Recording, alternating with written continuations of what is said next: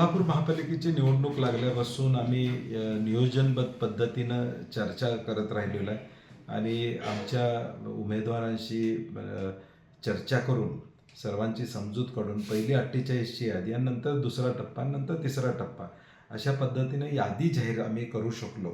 आणि यातलं सगळ्यात महत्त्वाचं काय तर गेल्या सगळ्या या वाईट काळामध्ये काँग्रेस पक्षाशी एकनिष्ठ आमच्याशी एकनिष्ठ जे राहिलेले आहेत त्यांना आम्ही अकॉमोडेट करू शकलो.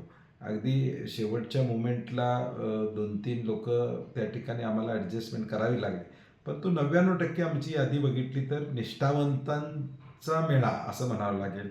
निष्ठावंत कार्यकर्त्याला ताकद या पद्धतीनं आम्ही ताकद त्या ठिकाणी दिलेली.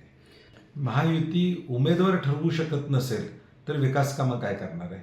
कोल्हापुरातल्या लोकांचा विश्वास संपादन करण्याआधी महायुतीनं स्वतःच्या कार्यकर्त्यांचा विश्वास संपादन केला पाहिजे.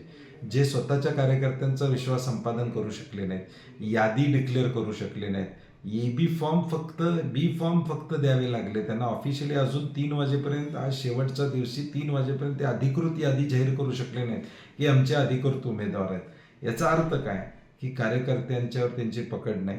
जे स्वतःच्या कार्यकर्त्यांवर या ठिकाणी विश्वास ठेवू शकत नाहीत, न्याय देऊ शकत नाहीत, ते कोल्हापूर शहरातल्या लोकांना न्याय देऊ शकणार नाहीत असं आमचं ठाम मत आहे.